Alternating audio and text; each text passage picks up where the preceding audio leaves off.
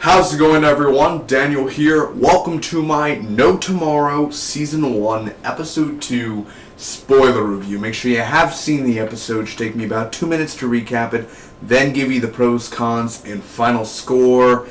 Thanks so much for joining me. If you guys are new to the channel, over the next 3 months, I will be reviewing over 43 TV shows as well. If you have not seen my No Tomorrow series premiere from last week of my review, you can check that out in the description down below. So we begin this week's episode of No Tomorrow with Evie helping her boss get a little closer to Hank, having a little few ideas on how she can go through and get in a relationship or get Hank riled up without hurting the HR guidelines. I don't like to play by the rules, but I also don't like to break the rules, so that's just me in general, ladies. So Jesse is going to live in Xavier's, I say Xavier, but it's Xavier with an X. What type of dick is that, man? What type of dick move? Who did that to him, man? That's a horrible, horrible thing to do. So him and Xavier go to him and Xavier go to a storage and they find the time capsule that they did when they were young, and he lays off her coming to Evie's work.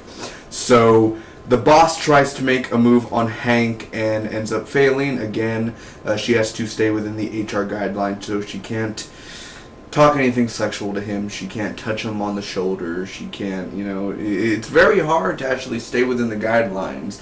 But she's the boss, and she's like, if you end up saying that I touched you inappropriately, if I touched you in your no-no square, I'm going to have to fire you, Hank. Do you understand that? So we're going to go into my office right now. We're going to go into the corner. We're going to close all the Venetian blinds, or whatever you call them. And I'm going to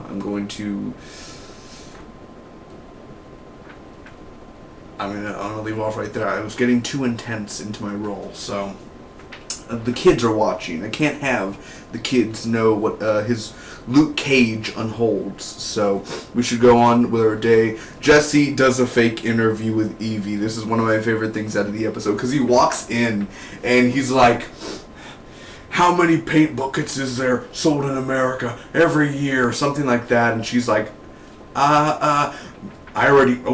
what? Yeah. Well, I'm testing you. And he's like, any answer would have worked for me if he actually. He's so nice, but yet he's so not smart. But he reminded me of Cat in the Hat when he was like a lawyer. He's like, oh look, he became a lawyer and all that, and, like Cat in the Hat. And he's like, I don't know, I look stupid doing it, but still.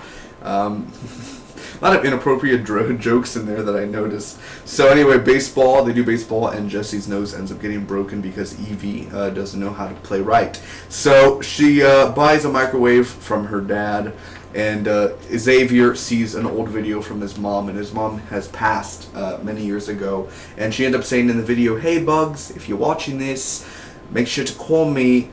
You'll be adults by now, so when you find this, make sure to call me. And right there, I just started crying. I don't even know, I'm not even attached to these characters yet, or at least I get attached pretty easily to characters on a little. Maybe I am attached to them. But I started crying because anyone could be in that situation, unless you have like a horrible mom or something. But if you have a good mom, imagine that, like, you grow up and you find a tape, and they're like, you were supposed to find the tape a while back, but she died, or maybe not. Hey, little bug, it was, when you find this, call me. And it's like, this ain't Preacher. I don't have a phone to heaven, so it's kind of like, damn, right in the feels. So Xavier ends up seeing an old video from mom. I already said that. Timothy thinks he has a chance. He doesn't. He doesn't even have a chance in hell. Even hell doesn't want him. So they jump off Dead Man's Cliff. Jesse almost gets arrested, but it's because he threw a beer can at a police cop without knowing. So Evie is mad. So the interview ends up going pretty good. Evie doesn't go that bad, and it goes well. So she has plans to ship Jesse off, and they end up doing it. We have a problem with that. We're going to talk about that in the pros and cons. Xavier bought like 9 washers and dryers from Evie's dad to help him out to become like salesman of the year or salesman of the month. So anyway, from that on, now on to the pros and cons. First off, for the pros, I love the character of Jesse. If I'm not mistaken, Xavier is actually playing Jesse, so it's double the work for him, unless he has a twin. If he has a twin, then, but if it's really just the guy, like, I don't know if he has a twin, if it's really the guy just playing two people, and the way that he plays them, you gotta remember, then it's only Evie and Xavier then the whole time. Or then it's just Jesse and Evie. That's pretty scary to think on how there's only like two people. When you see three people, it's only just two people. So that's pretty crazy. But you could literally like fool me and be like, he has a twin. That'd be like a real life twin. That would be pretty crazy. But no, seriously, I love Jesse a lot. He's one of my favorite characters out of this whole show. I like Hank. I like Evie. I like Jesse and Xavier. So that is really cool. I'm pissed off that he left. I'm really hoping that we end up get to see him again, or we get text from him, or we get something from him, a letter. So it's very interesting to see where he's going to go and if he'll end up making a comeback in the future. Like I said a few moments ago, the video from Xavier's mom was really emotional and it got me going. It had the tears flowing, and even the way Evie reacted to him and kind of comforting him at Dead Man's Cliff, and he's like, my mom made the video, and you know, this, that, and that's why you were asking, and kind of just telling her, you know, kind of detailing stuff about him and his mom and how they used to come here and I would never get to jump with her, or I couldn't, I was too scared, so we could do it together now, and sort of thing. So again, it's just very emotional, very well done with the dialogue and the story that they've created. Which leads me to my two favorite scenes out of the episode. Dead Man's Cliff, when Jesse ends up jumping off and he's like, they're like, how do we know how shallow it is? Guess we'll find out. And then what happens if like it's so shallow that Jesse ends up getting like killed by rocks or something? Or what happens if Jesse is like, alright guys, come on down, and then they end up coming down, sharks end up coming, you know, like, I thought that would be pretty funny.